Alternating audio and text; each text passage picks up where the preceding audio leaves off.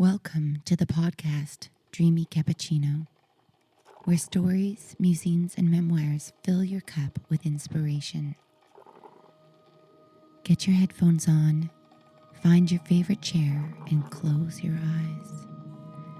It's time to hit the reset button, and for this hot, foamy cloud of caffeine to take you away on a journey into your imagination. It's time to wake up and go to dreamland. Where is the beginning? I'm not sure. It is not as clear-cut as in a rehearsed theatre piece. I remember a participant in an improvisation workshop who started her improvisation in her chair, off stage, asking exactly this question. Where is the beginning? It is an interesting one, the question when the beginning starts and when it ends. When does spring start? 21st of March? But that's a lie. Last year we didn't have any leaves on the trees well into April, and according to the calendar, they should have been there a long time ago. This year I already can see the wild garlic everywhere, which is supposed to come out in spring and not in winter. Nature doesn't bother about dates in calendars, beginnings and endings artificially drawn. I have already seen buds on the trees and plants weeks and weeks ago. Is this the beginning of spring? A bud? How is it measured? When you start to see the unfolding of a green new leaf? When you can see flowers and wild garlic? If it is up to the flowers, we have spring all year round in Cornwall, since even in winter there are some flowers. When is a baby exactly born? Who takes the time and when? Do you count when you start to see the baby's head? When the umbilical cord is cut through? Who got the idea in the first place to count the time when a baby is born? I mean, the hour, the minutes, the seconds. Do we need this? Because we need to know what star sign we are, and we can't survive without having one. Back to spring. Yes, we have the 4 seasons, at least in this part of the world, and they always come in the same order. Spring, summer, autumn, winter, and this doesn't get messed around with, at least not yet. Who knows what happens if we keep on manipulating Mother Nature until everything is way out of balance. One season merges into the next one. Everything else is artificial, the time, the calendar. These set beginnings and endings are an illusion. When something exactly starts is an illusion. When something exactly ends is an illusion. Is someone dead when they have done their last breath?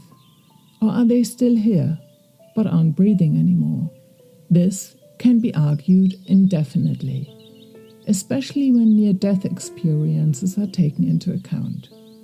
Back to the beginning. Back to my improvisation. In theatre, the beginning seems to be quite clear. When the curtain opens, when the light goes on, or when the actor enters the stage. But even then you can ask whether it has not started already long before, at least for the actor waiting behind the curtain to come on stage. Definitely, this can be also called an artificial beginning and ending, like the time we spent in school has also an artificial beginning and ending, as many other things have in our modern-day world. We fragment life into many beginnings and endings. When I look at nature, I can't see any clear beginnings and endings, but more a continuous evolving from one state to another. Like a circle, without a beginning and an end. In this sense, improvisation doesn't really have a beginning and ending either. It is a continuum from one moment to the next, and so on. How would life look like if we didn't divide it into beginnings and endings, but viewed it rather as a circle? Would we live it differently? Surely, beginnings and endings would lose their importance and seriousness because they have no beginning and no end, no failure, no success. When things have a clear beginning and a clear ending, they are a line, either descending or ascending. They are a line, but not a circle. I think a circle life would be much more peaceful and enchanting.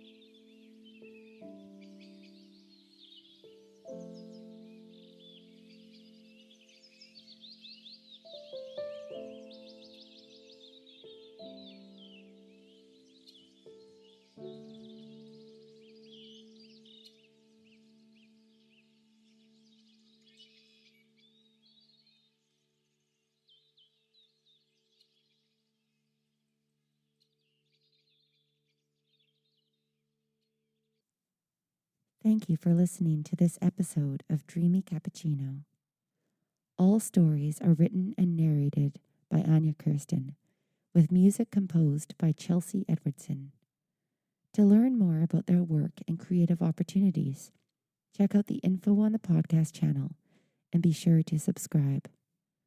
Lastly, don't hesitate if you have a moment to drop a line and share your experience.